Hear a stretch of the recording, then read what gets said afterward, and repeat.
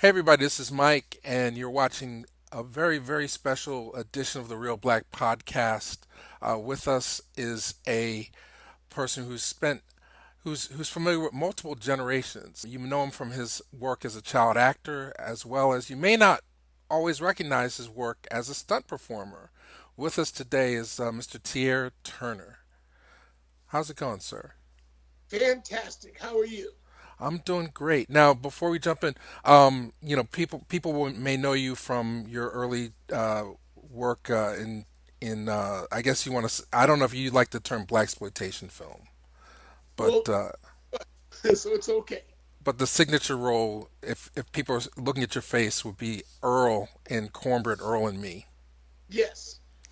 So with us, we've got Earl, if you don't mind us saying. No, I don't. Okay. And just to jump in, how did you get started in the business? Where were you born, and what got you into acting?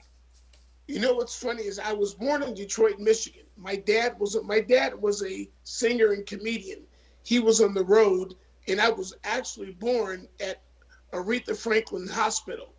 And I was only there for 2 months, and I was raised in Ohio, Dayton, Ohio.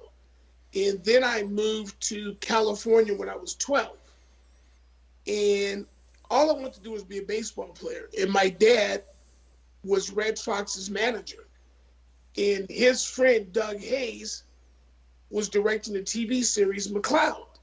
So, Doug goes, "Hey, your son's perfect for this role." And there wasn't that many, back then, young child black actors. And my dad goes, "You want to act?" I go, "I don't know." So we went in, I read with Doug, then I read with Dennis Weaver, then I read for the studio, and I got the part. It's a 2 hour special, and then I got an Emmy nomination. And all of a sudden, my career just went, and I just started doing, Cornbread Earl and Me, Friday Foster, Devil Time, all different kind of shows. Then did Cop and the Kid, the TV series. So it just took off. Wow, wow. So it was just totally unexpected, but you must have loved it, right? I did. You know what I loved acting because I could be different characters, not myself. You know what I mean? Um, I got frustrated sometimes because I wanted to be, when I was on the set, I wanted to be at home playing baseball with my buddies. So it was always a double-edged sword. It was great to be doing that and helping my family, but also at the same time, you want to be a kid too, so it's tough. Right. Still one of Charles's questions. So, I mean, who were some of the other kid actors that you would audition with? Oh my God. Remember Mark Copage? Oh yeah, from Julia. Yep. Um, Mark Copage and How about David Hubbard? David Hubbard. Yes. It's so funny, Charles. I ran into David Hubbard 6 months ago. Hadn't seen him in 30 years. Ran into him. We started talking and we exchanged numbers. I ran into David Hubbard. What is his name? God, Did you have to he's a director of a Cabin Hooks. Kevin Hook? I was going to say, did you have to compete with Kevin? I had to compete. It's funny. We'd go on interviews, and it'd be the same six black kids on every interview. It's not like it is today. You Right. know, you go on, these kids go on interviews, they've got 50, 60, 70 people to choose from. There were 6 or 7 of us, and that was it. You Wow. know, Well, I'm gonna open the room up for Charles. Charles Woods is with us, the co-host of the Real Black podcast, and I know this is a very, very special opportunity for you, Charles. So, Oh, yeah. uh, You know, Cornbread Earl and Me, there are a couple of things about it, but the fact is, when you see the old video box, you're going to see TIERRE Turner and Lawrence Fishburne. And a lot of people, if they watch uh, the movie, they're going to think TIERRE was the younger of the two because of TIERRE for a long time. You're like me. I was, challenged height wise. yes, And so the thing is, you would play in a lot of your movies the little bratty kid, the little wise guy. How did that develop? You know what's funny? I was only, you know, I was like 4'8" for so long. And I mean, when I graduated high school, I was 5'1". Mm-hmm. And after high school, I gained 7 or 8 inches. But you're right, Charles. For so long, I would be 14, 15 years old playing 8-year-olds, 9-year-olds. Right. So I had such a young look, and I could be older and do the dialogue that they loved that. But you're right. I was always playing the bratty young kid. Yeah. You had an interesting line in a film you did with Patty Duke, and was it Miss Klein? We love you. You remember that? Yes. Oh, yes. Where'd that line come from? Where you said, "I'll marry you because you got nice legs." That's written. I didn't think of that. That was written by the writers, which was funny. It's funny. God, she was such a nice lady. What a great lady. As a child actor, her and Jodie Foster were so sweet. I mean, I did a TV show with Jodie Foster, and I was 2 years older than Jodie, and Jodie was so great. Yeah, the one with Jodie you did. You guys had your little secret house. Yes. And you told her the only reason why we let you join is because you have a room of your own. That's it. Wow, Charles, you have a great memory. Great research. Yes, great. Yes. But Jodie, and Jodie was a tomboy. I mean, she was a good athlete. She was fun to work with. Well, I'm curious about some of these early films as well. I mean, Mhm. starting with Cornbread Earl and Me. I mean, what are some of your memories of working on that film? And did you ever think at the time, or when did you become aware that it's sort of like a cult classic among our peoples? Oh, we didn't know at the time. I had a great time with Larry. Larry had just came out, as Charles has mentioned. Larry was younger than me, and Larry had came from New York, and him and I became good friends, and my mother and his mother became good friends, and we used to hang out. And the funnest thing was watching Jamal Wilkes, Marcus, and all those guys play basketball all day. I mean, you've got these guys that are professional, and they're going to UCLA, and they're playing basketball. So that was a lot of fun. I was happy to be shooting it in LA, so that was fun. And I just enjoyed the time. I was a kid. I really didn't know it was a cult film. I didn't know what was going on until about 6 or 7 years later. And I'm not kidding you, Michael and Charles. I would be 30, 35 years old, walking around, say, the streets of Memphis as a stuntman. People would walk up to me and go, "Hey, didn't you play Earl in Cornbread Earl and Me?" And oh my goodness, how do you recognize that? I mean, that's 20, 25 years ago. And they would recognize, still to this day, people still would go, "You look like that kid on Earl that played on a Cornbread Earl and Me." Wow. Because it was, to black people, it was such a cult classic. And you know that they showed it in schools, right? No, I wasn't aware. The first time I saw it was on home video. Tia, Well, yes, here's Charles. what's unique about Cornbread Earl and Me. It was written by Ronald Fear, Right. based on his book Hog Butcher. Yes. That film, and this is something I wanted to address today with you. That film is still an evergreen because it's so zeitgeist with what's going on today, where we have the loss of a black life through a police killing. And, like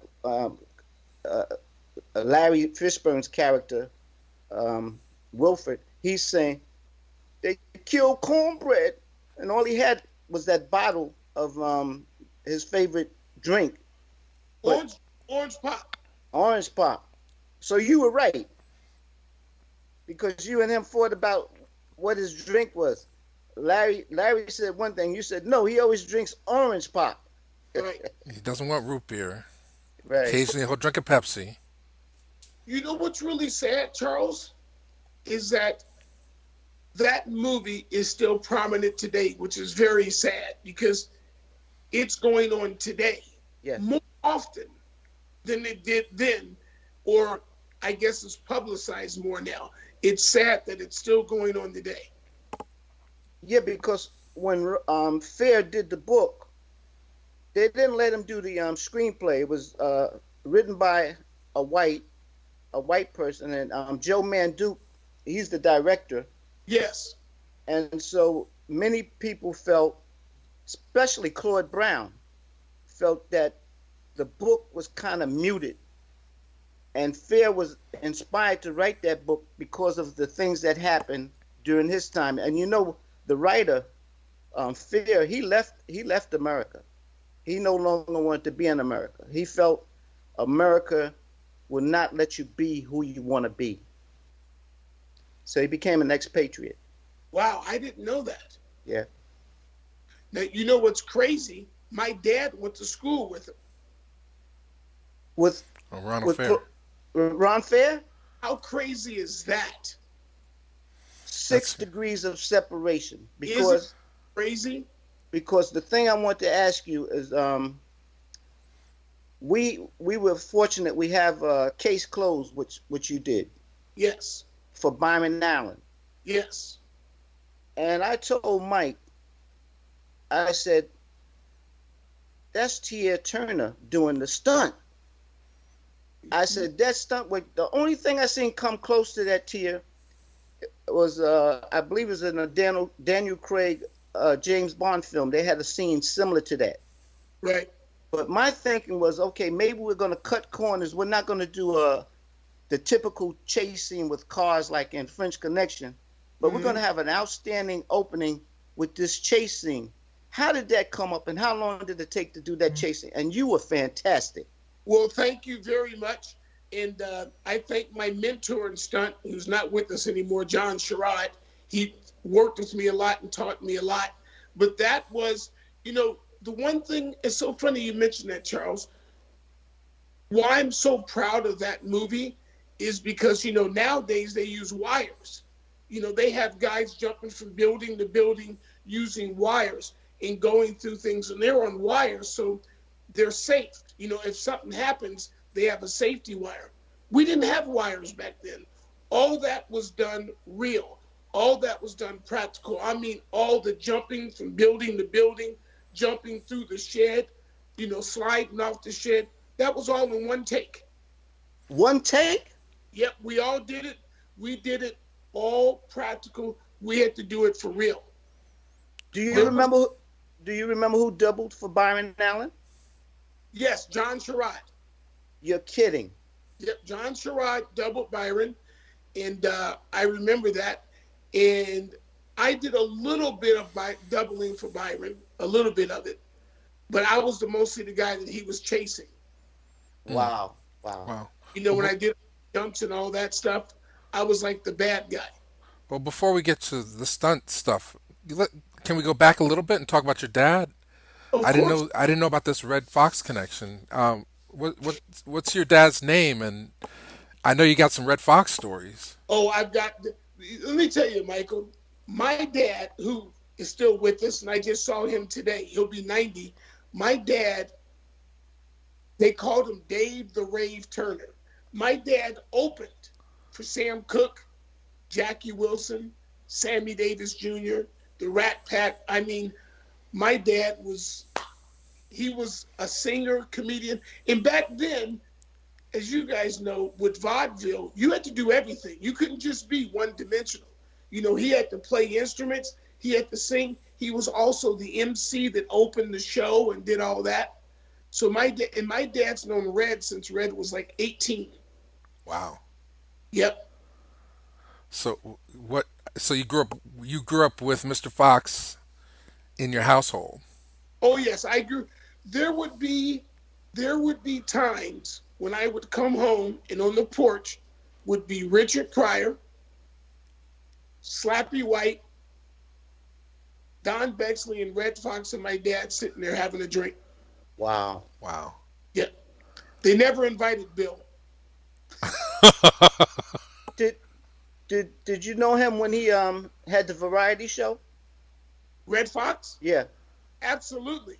Red Fox. Hey, Charles, this is funny. So when I quit acting to play baseball and be a bull rider. So when I quit, one of my first jobs at 18, 19 years old was driving Red Fox's cars from LA to Vegas because he would fly, but he wanted his cars there. So that's what my job was, to drive him to him. But he was great. He called me his nephew. He was really sweet to me. You let us know, because I was always curious. How did you get into the business? Because like you say, at that time there were very few roles for blacks, especially for young black kids. Yes. And I thought maybe with the doors opening up, because around 68 you would have been 8 years old. Maybe you did you ever start first in commercials? Nothing. It was in 1972. Like I told Michael, I came from Ohio, and my dad knew the director, and they knew Red and them, and Doug Hayes saw me, and he asked me, said, "Hey, you want to be an actor?" And my dad says, "You want to act on this show?" And I was like, "I'll try it." And my dad started working with me, teaching me how to read lines, teaching me how to study scripts, and lo and behold, an interview, taping of the show, taping with Dennis Weaver, and I got the 2-hour special. Wow. Like you told Michael. Then I got an Emmy nomination, and then all of a sudden, people were calling me out of nowhere. I had no idea what I was doing. Devil times 5. You were a bad kid. Bad kid, man. Bad kid. You know what's funny? Leif Garrett, who was a big star back then. Yes. He was in the 70s. He was huge, 70s and 80s. We were bad kids. I mean, I look back now, Michael, and I think, I have 3 children. I wouldn't have let them do that movie. I was going to say, did you guys get in trouble with that movie? Oh, let me tell you. Quiet as it's kept, I had to kill Leif Garrett's mom. She was naked, and I had to kill her. That was his mother? That was his mother? That was his mother laying in the bathtub naked. And then you guys started dragging her through the snow. Yes. Oh, that was a cold movie. We did that in Big Bear. No, we did it in Lake Arrowhead. Wow. Mm-hmm. Wow. And that scene where you're on the like you guys set up the trapeze and you had this thing where you would stab the guy, but you had to come. Were you stunted for that? No, I did that myself. You know, it was like a swing. That's what you're talking about, right? Right, with the machete at the end. Yeah. No, I did that. Wow. And you know what's interesting? That's like it was an attempt to capture the popularity of Children of the Damned. Yes. But it was so violent. It's a slasher horror film. And I was telling Mike, they probably didn't even speak to TIERRE Turner, because when you would talk about blacks in horror film, that's something horror noir should have brought up, because TIERRE Turner is one of the pioneers as a black in a horror film. Do you know, I don't really get much into it, but I don't know another black kid in a horror film that killed people, especially white people. Yes. No, I'm serious. Think about that. Right. Yeah. I think I was the first one who killed white people as a black 8-year-old. You know what I mean? Think about that. Mm-hmm. You didn't show that back then. Now, TIERRE, you recently had to discuss violence in movies. Yes. And you said, I'm in the industry. This is what we do. But you said in your capacity, you finish it for me. How you feel about that? Here's what I think. I think violence in sex in movies is overdone. I think that we've lost the imagination to let people use their minds. It's the same as, a lot of times I don't need to show you everything that's happening in the movie or the TV show. You can pretty much figure it out. It's like if I have a man and woman in bed and they get in bed and they take their clothes off and they get in bed, Charles, I know what they're going to do. I Right. don't need a 5 minute scene on that. And I think that we, for some reason, have taken all the violence and sex and want to exploit it. And I'm far from a prude, I am. But I'm just saying that I think that sometimes we need to pull back because some of these young kids, especially now on the internet, they can't handle, they don't know how to understand the realization of that's not real. You know what I mean? So I Hmm. think there's a fine line that we have to be careful about. And So, Charles is going, yeah, but you're a stuntman. You've been killed 200 times. You're right, because they paid. with that being said, you wouldn't. There's no way they could make Double Times Five today, but you would. There's no way you would put your kids in the movie either. They couldn't make double times. They wouldn't, no one would even read double times five today. They wouldn't. There's no way. Bucktown and But Friday man, Foster and Friday Foster. You got to work with Pam Grier twice. twice. That's great. Any memories? I dated her sister, her younger sister. Wow. Wow. Can you believe that? In Colorado. Yep. Um, what Pam was great. Pam was fantastic. What I do remember is with Bucktown, Carl Weathers. Hmm. Like he was like my big brother. He was great. He took care of me. He took care of me so much. I mean, Carl was great. And Fred Williamson took me to my first football game in Kansas City with the Kansas City Chiefs. Right. Yeah, I was gonna say they filmed it in Kansas City. Yes, we filmed it in Kansas City, and he took me to my first football game. I remember the limo picked me up. You know, Fred was the hammer. He was huge Right. back. He took me to the games, and we had carte blanche. I mean, it was great. Wow. How was your relationship with Bernie Hamilton? Great. Bernie was great. You know what's funny is that Bernie, I got to know Bernie pretty good because my little brother was an actor. And Bernie and my brother did a TV show together where he was Bernie's son. Is this Dane? Dad's Dane, yeah. What is that called? Something something company. Okay. Now, Dane is your younger brother? Yes, 10 years younger. He was Okay. a child. I got a question if you can answer this for me. Yes. There are two Dane Turners. Or is there a Dane C. Turner and a Dane F. Turner? It's Dane C. Turner. Okay, then, because I saw something where they said Dane Turner. They had two Turners, Dane Turners, and they said you were the adopted one. No, no, no, no, no. That's pretty funny. No, no, no, no. That's pretty funny, though. You That's, dig- He's got files on you. oh, he's got files. You know what, Charles, though? You mentioned how, and Michael, you mentioned that you couldn't do Devil Times 5. You couldn't do Blazing Saddles today. It's true. Why not? Oh, I mean, the racism, the comedy of the racism, which I thought was so funny. I loved it. But I think people are too sensitive now. I think that people don't understand that it was just comedy. And Mel Brooks made fun of everybody, not just one race or two race. He made fun of everyone. But I think people now, they would be outraged because we're so sensitive. All right, we lost you for a second. I know. Let Hopefully- me get you back. Hold on. Okay, I see you. I had the opportunity to interview Cleavon Little. Right. Yeah, and he told me about some scenes they did that weren't released. So I know where you're coming from, you know. Right. Oh, yeah. It was. You know who wrote that movie?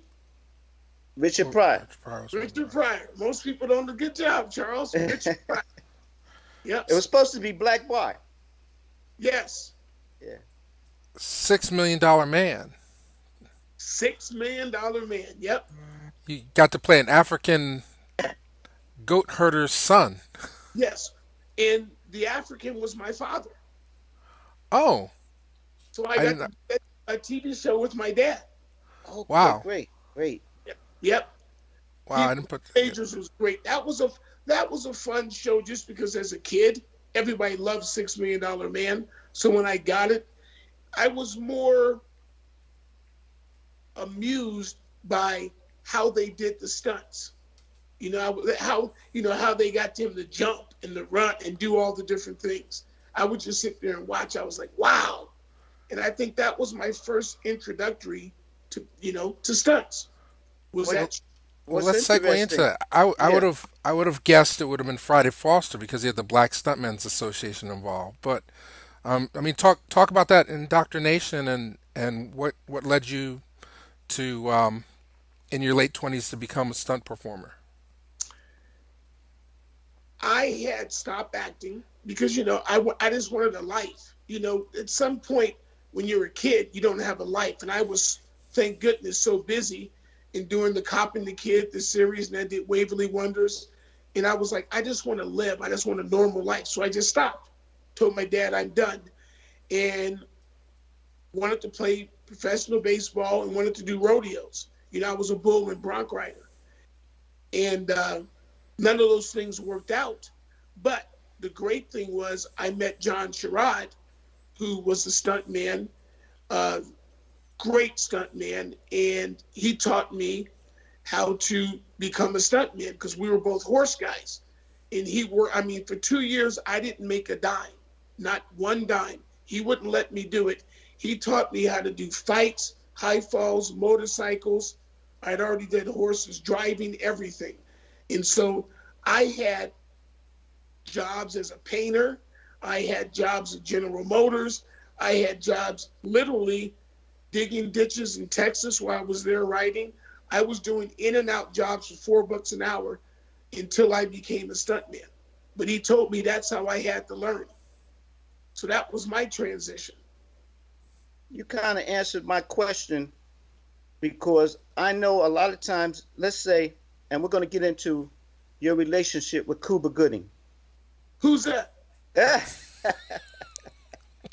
But I was wondering, sometimes, and you can inform me on this, Tier.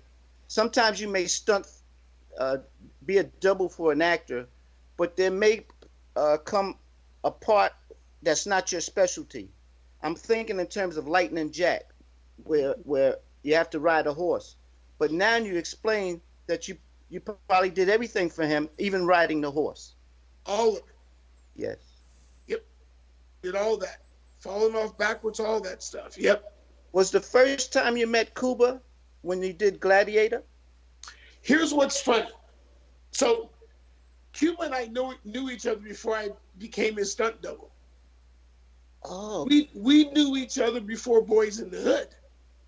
And a friend of mine had introduced Cuba and I. We actually met on a show in Vegas called Nasty Boys mm-hmm. back in the day. He was an actor on it, and I was doubling the other actor. And Cuba and I met and started hanging out. So we became friends way before I started doing his stunts. How crazy is that?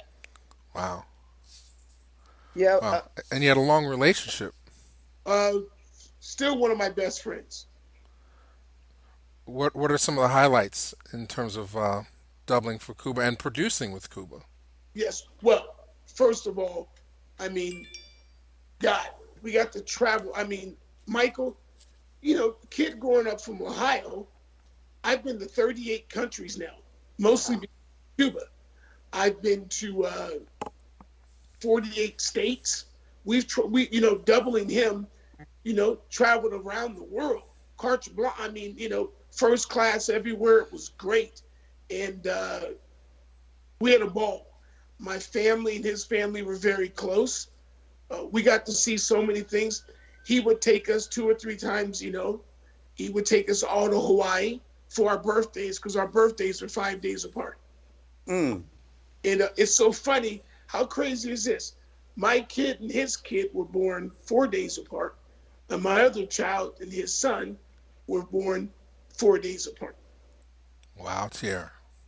So that's cosmic. Yes. So we've had a very wonderful relationship. We always don't agree, but we respect each other, and we've had a very wonderful relationship. You know, Fantastic. yes. Tia, what height did you finally reach? As far as how tall I am, 5'8". Yes, 5'8". Yes. Right. Because the reason why I ask is very few people know that a lot of the stars they see, the Wesley Snipes, the Cuba Goodings, Hmm. Tom Cruise, De Niro's, they're little guys. Yeah, especially back in the day, like, well, I should say I used to be 5'9", but after surgery and neck surgeries, now I'm 5'8". But but yeah, you look at those guys. Actually, Cuba's like 5'10" and a half. So, but Tom Cruise, Wesley, De Niro, all those guys, they aren't very big, and they also aren't very big in stature. Right. You know what I mean? Because when you look at them on camera, the camera already makes you bigger. Hmm. And a lot of them, when they're playing different roles, a lot of guys nowadays, everybody's got muscle and they're big and they're this and that. Back in the day, that wasn't what it was about. It's like Omari. Did you stunt for Omari?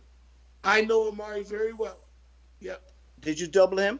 I've never doubled Amari, but I've done 2 films with him. Did you double Michael Beach? Ah, my boy, I doubled Michael Beats a lot. Yeah. Yes. And Michael's a little guy. Michael and I are the exact same height. Okay. Although Michael's pretty stocky still. And you did him in One False Move? Yes.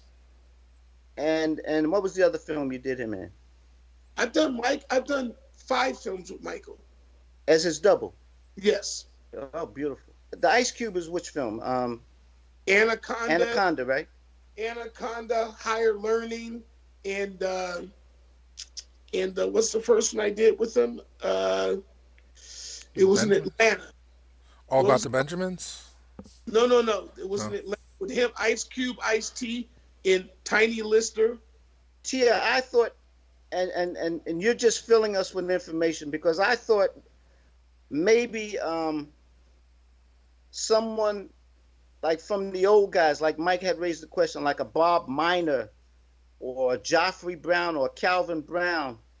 Maybe one of these guys said, being an actor, you're not going to make it.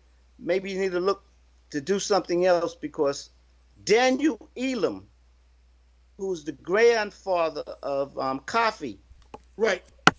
this guy Daniel Elam got Calvin Brown started, and the Black Stuntmen's Union. That's a fraternity, isn't it?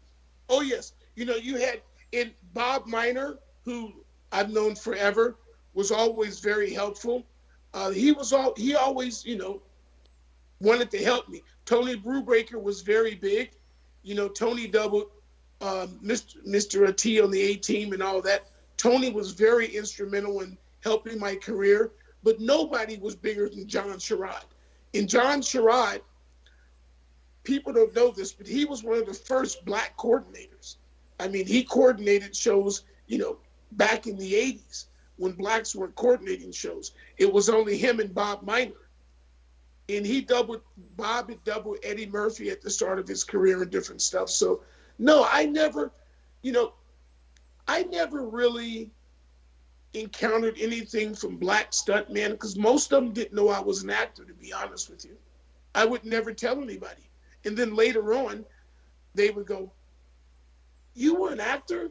I mean, this is funny, Charles and Michael. I do all the Farrelly Brothers movies. I've done their movies for the last 15, 16 years. Up until about 5, 6 years ago, they never knew I was a child actor. Wow. Wow. Someone had to tell them.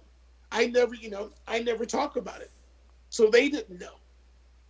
And they were Trespass is the movie, by the way. Trespass, yeah. trespass. Mm-hmm. Yeah. No, and I couldn't remember it. Trespass. Yes. Wow. Tier. Wait. Let me jump in on this one real quick. Because we had talked about this. So was there ever a temptation to shift to directing? Like a lot of actors, kid actors of your generation, uh, Hooks moved over into directing, and it's you have a unique path that you went into stunts. Um, was there ever a temptation or a thought to be behind the camera? There was a thought. I I'm a little hyper, so sitting in the editing room scared the crap out of me.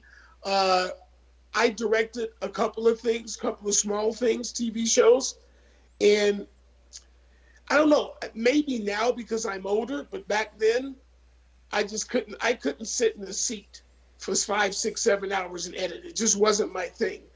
Now I'm getting in. That's why I became a stunt coordinator and second unit director. Second unit directing, I don't have to go into the editing room, so I like that. But now, Michael, what I'm doing now is producing, and that is where I find where my knowledge is so helpful to everybody on the set. And I love producing because I love organizing. Something's always happening, it's always going. I'm handling problems, and I love dealing with people and all the problems because I know the set so well. So I like producing. I love it. Question. Um, it's not just show business, Tia, but I was telling Mike it's also no business. It's who you know that can help you get your next job. Um, for example, you did Coach Carter, Yes. and to piggyback on what Mike is saying, with the Eric Landervilles, the Kevin Hooks, where they went to directing, the executive producer and director of Coach Carter is Thomas Carter, Yes. and you worked with him on with White Shadow, right? Absolutely. Is he the reason why you were connected with that film? No. You want to hear something crazy? So the producer, I associated produce a movie with Cuba called Radio. Yes. And before that, I had done another show with Mike Tolan. He's a big producer. He did this little thing called The Last Dance. He's done a lot of, he's done many, many, many movies, many, many TV shows. He's the reason why I did Coach Carter. Mike. And this is crazy, Charles and Michael. My son, who's a writer now, is writing for Mike Tolan. And he's also got a movie with Michael B. Jordan and Anthony Mackie. Wow. So that circle comes around. And yes. It's no business. It's knowing who you know. Right. Absolutely right. You are 100% right. Thank you for two films. Two of my favorites. The Fighting Temptation and Murder of Crows.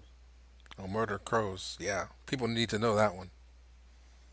So funny. One of the Murder of Crows probably is one of the most unestimated films that people never saw. It's too bad that the producers didn't do a good job of getting a better distribution company to put that out. I love Murder of Crows. I'm glad you brought that one up, Charles. Mm-hmm. I mean, for people who like mysteries and twist endings and stuff like that, it's a great, great film. Cuba Gooding and Tom Berenger. Yes. And, it's funny. If you look back at that film, that's one of those films where if you did it now, and you really got a good distribution company behind it, it would do really well. It really would. Fighting Temptations was just, Fighting Temptations to me was so much fun. You got to hang with Beyonce when she was 21, so she was young. And I remember the first time I walked in for a rehearsal and she was singing in the bar for that scene. My goodness, and she was singing Fever. I'd never heard a voice like that in person. And then to work with, some of the guys from the OJs and all the different people in that film, it was fantastic. We had so much fun. Yeah, awesome. that brother with the high voice. Oh, what a beautiful voice. Great voice. Yes. Don't Uh, ask names. I can't remember it. Tier, one quick question. Boat trip. Did you guys did you guys catch hell for that? Yeah. So all I can tell you is yes. No, I wait. Here's the question, Charles, Yeah. because we can't prove this. We when Cuba won his Oscar, he did a backflip. Is that correct? Because Yes. it's not on the camera. Right. It's disappeared. Yes. Did you have anything to do with that stunt? No. I can't do a backflip. Let me clarify that. Nor have I ever done a backflip. I want to make that clear. Cuba is a very good athlete, and you know Yes. he used to be a dancer. Hmm. He used to do all the pop locking and everything. Hmm. Cuba, up until about 5 years ago, could still do a backflip. Wow. Yeah, he does. He's always been able to do a backflip. That's him. That's on him. So what And kind Charles of things? never got boat trip again. Hey, by the way, hey Charles, little thing about boat trip though. The greatest thing was my family. We got to go to Italy, Greece, Germany, Switzerland, France. We had to go all over. So I will say that about the film is that I got to see a lot of different parts of the country. Wow. So there's always, I always try to take the plus and the good side of every film because it's not just about the film sometimes, it's about the things you get to see and do. Well, see and do. I see baseball stadiums behind you. Oh, yes. You want to talk about that? Your love for baseball. Oh, I just got back. I went to Atlanta and I went to Minnesota. I've been to 38 stadiums in all, and that's counting the old and the new. And I've got Colorado to go to, which I was going to go to, and it was raining, in Washington. Then I'll be at all the states. Baseball is my passion. And one of the movies I'm producing is about, and Charles, you'll love this, it's about a Barry Bonds kind of player that gets taken back to 1938 and has to go through the trials and tribulations of playing in the Negro Leagues. He's this cocky guy from 2020, and he gets taken back, and he doesn't believe he's been taken back, but through magic, he has to learn the trials and tribulations of what they went through and how proud they were and how respected they were. Then he has to come back, and he's a changed man. Was there any film that made you think along these lines? Because there was a film made like that where the Big brother. Traveling on Stars and Motor King. No, that's no, not. I'm thinking about the one where the brother Brother Future. It's a brother kids movie. future. No, It's a kids movie. You It's never similar. saw He Brother goes back to Future? slavery. no, I It's never saw that one. yeah. Okay. Yeah, it's similar. He goes back to slavery, Yeah. but Bingo Long is great. Oh, yes. Richard Pryor and all those guys. Billy D. Williams, James Do Earl Jones. that's one of the few soul of the game. Few black baseball movies. So I'm sure the world is ready for another one. So, Yeah. um, are you a ball catcher? What kind of memorabilia do you collect? Do you collect autographs or balls or?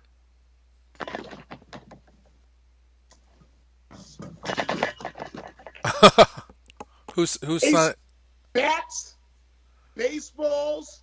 I have pictures. I have baseballs, Michael, from Pete Rose, Hank Aaron, Willie Mays, Wow. Johnny Bench, some of the Dodgers I'm not a Dodger fan, I'm a Reds fan. But I've got so much baseball stuff. I mean, that's people have a passion. My passion's baseball. Mm. That's it. I'll go to any stadium, minor league, major league. I'll go watch baseball anywhere. Tier, talking about baseball, and a stunt person. Did you ever talk with Joffrey Brown? My man, God rest his soul. Yeah. Hey, here's a little note. Joffrey was in Bingo Long Traveling All Stars. And he was a pitcher. He sure was. He was a pitcher. I think it was the Cubs, but he had a big acting role in Bingo Long. Yes. Yes, Yeah. he helped me out a lot. Mm-hmm. Joffrey was so integral in my career. He taught me so many things. You know what Joffrey did, Michael and Charles? He taught me about the business side of it. Mm-hmm. Not so much the stunts.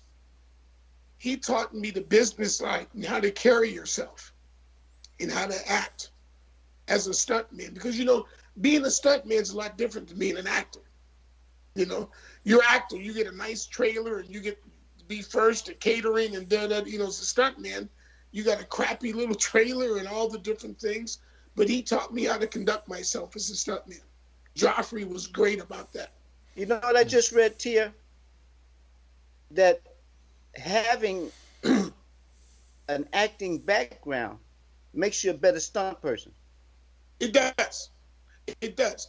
Absolutely, because when directors would ask me or someone would ask me about, before you got shot, delivering a line and that kind of different stuff, I could do it. Right. It didn't bother me. It was like second nature. So absolutely. When you have guys read a couple of lines before they get killed, it was easy for me. Still is. Once Upon a Time in Hollywood. That's a recent film that deals with stuntmen. I mean, what did you see it, and if so, what are your thoughts on it? I loved it. It was great. It was very. It's funny. Brad Pitt's part was very accurate. That really happens. That's so accurate. Because there are some stunt coordinators that don't like you, so they don't want to hire you. I mean, look. How do I say this in a nice way? When we did Lightning Jack, Billy Burton, who's a great guy, Billy never even asked me if I rode horses. He assumed I was black, so guess what he assumed? You couldn't ride a horse. I couldn't ride a horse. And he called me and said, hey, I just want you to know, I know you're in Cuba's contract, but I'm going to have to get somebody else to ride horses, so I'm not hiring you. You can show up, but, you won't be riding horses. And I laughed. And I called Cuba, and he laughed because Billy didn't even ask me if I could ride horses. Mm-hmm. And then when I got on the set the first day, he was mad at me, and he put me on this horse. And if you watch the first scene, I'm doing the acting part, and I do a ratchet off the horse. Right. And he comes up to me, and he goes, why didn't you tell me you could ride horses? I said, why didn't you ask? Wow. You know who loves horses, Tia? Who? Glenn Turman. Oh, great guy. And by the way, a really good horseback rider. Yes. Really good horseback rider. Glenn is really good. Lightning Jack, was that shot on 2 locations? We shot that in about 7 locations. And wow. Billy Burton, him and I, after he asked me that question, we became great friends. We laughed about it. And because Billy's one of the best stuntmen ever in Hollywood. Great horseman. And we did Lightning Jack in New Mexico, Colorado Springs, Arizona. I didn't go to Australia. Did some of it in Australia. We did some of it in California, Utah. We were all over. I was going to ask, did you stunt Cuba in Minamana? Yes. Did they ask you if you could swim? He knew I could swim. Well, let's start to wind it down. But I appreciate your time. My last question? Of course, I forgot it as soon as I said let's wind it down. How have things changed? I mean, it sounds like when I watch movies today, they seem to be done faster and cheaper. Are you? I know you're still working. Are you still getting opportunities to travel and do these things, or how has the business part of it changed in the last, say, 10 to 15 years? Well, Michael. That's a great question because first of all, I'm very glad and proud to see that blacks have a bigger opportunity to do commercials, television, movies, voiceovers. When I was growing up, There was no blacks on commercials. There was maybe one. There were no blacks on TV. I'm glad to see that now, in 2021, everybody has the same opportunity. I'm very proud to be part of that. Out of anything else, that's what I'm proud to be part of. And I work for black men and women to become better stunt people because I think that that's something that I want to encourage. The part of the business I don't like is, as a stunt coordinator, these UPMs, these guys, not me, but they really... Unit production manager. Yeah, the unit production managers, they don't want to pay the stunt coordinators, but they'll pay everybody else. And I think that's really bad because a lot of these movies are stunt driven. In TV, they really don't want to pay you. They want to put you on a crappy contract. And I blame SAG for that. I'm just being honest. It's SAG's fault that they don't respect stunt coordinators more. My guys that hire me do, but I know there's a lot of them, and that's why it's tough. Did your candidate for SAG, did he win?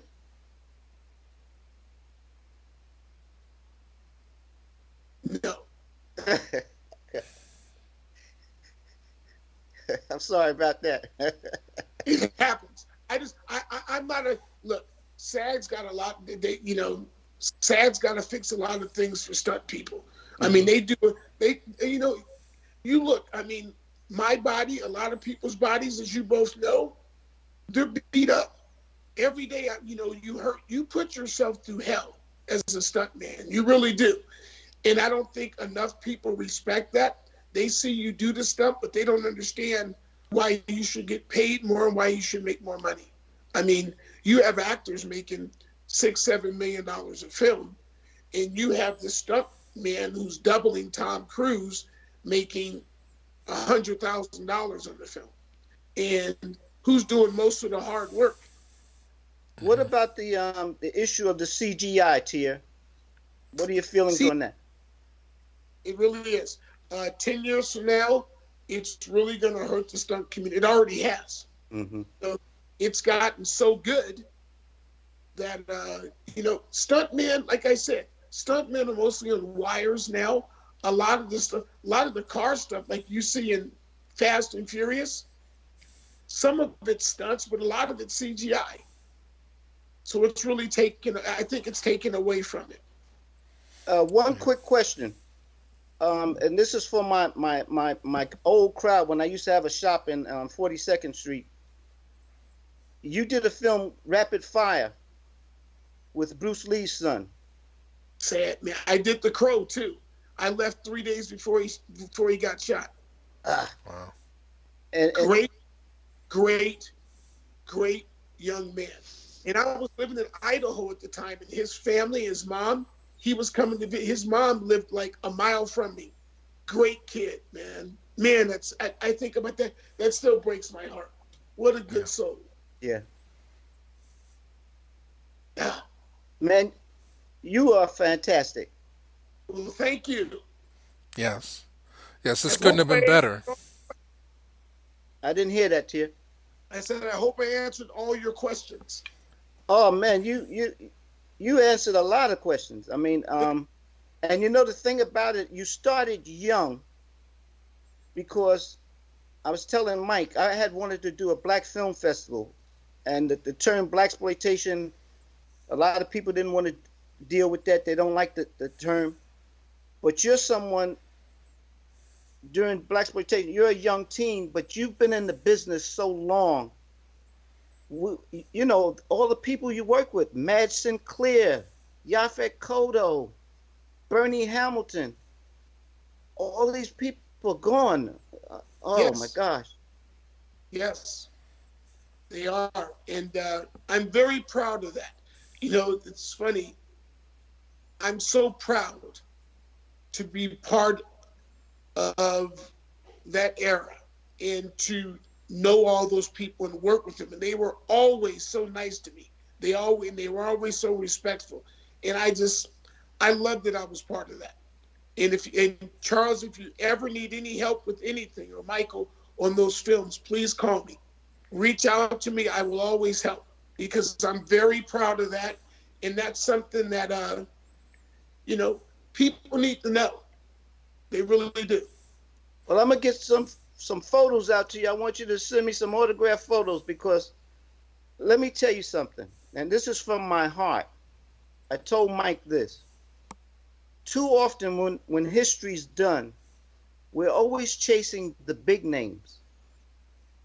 And the real history is made by people like yourself. And if we don't speak to people like yourself, a lot of this history is never discussed and it goes uncovered. So I appreciate the time you've given us today. And I wish you all the best to you and your family. And thank you, thank you, thank you, Tia, for the work you've done. Yes, Thank you, thank you. Charles.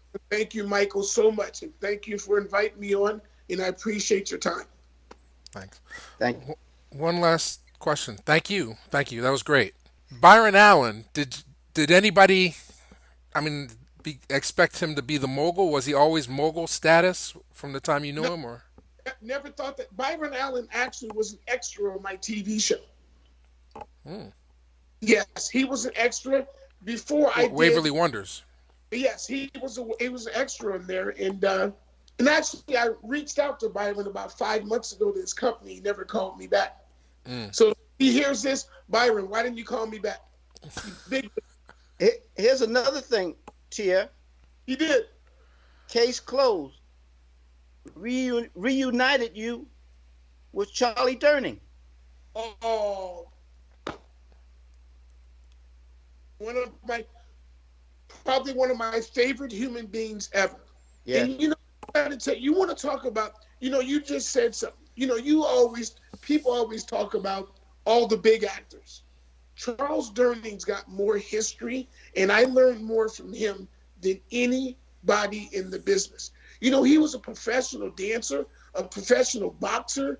He went to the war. He got the Purple Heart 4 times, was shot 4 times. I mean, incredible story. And he Wow. started late as an actor. Very late. Very late. Yes. And he used to be thin. Charles, he used to be 130, 40, he fought at 130, 40 pounds. Wow. Yep. Wow. The Cop and the Kid. Well, that's one we didn't Top, touch. We didn't touch on. It's hard to get copies. I don't know if you have any, but I have some okay. But what? Any memories on Cop and the Kid? great memories. I'll tell you what, the best memory for me, remember Keenan Wynn? Big Yeah. actor. Hmm. So Keenan Wynn, it was Charles and I were doing the scene, and he was the doctor. And Keenan couldn't get his lines right. And my dad had known Keenan. So my dad told the producers, hold on 1 second. So he went over to Keenan. My dad left. We stopped filming for like 15 minutes. We came back. My dad handed Keenan a brown paper bag. And I was like, he reached down, took a couple of sips. We started to do the dialogue. The dude was automatic. My Calmed dad his had nerves. a couple of, and he was perfect. Wow. Yep. I Tricks was of the like, trade. oh, your tricks of the trade. I went in. I met John Wayne on the set. Wow. Yeah. Wow. That's you've had an incredible life and still Oh, going. yeah. Very. Yeah. It's not over yet, thing, Michael. Yeah, I didn't I left it open. You got two more stadiums to go to. I said, he got 2 more stadiums to make. Then the crap's over. Well, that's your bucket list, right? That's it. Two That's it. more, two more. I better not go this year.